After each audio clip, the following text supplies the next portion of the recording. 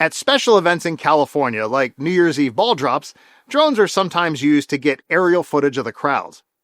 When a drone is involved in an accident, the injuries can be serious, including cuts from propeller blades, eye injuries, and even concussions.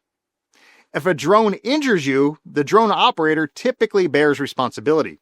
However, they might share liability with the host of the event if proper safety procedures were ignored.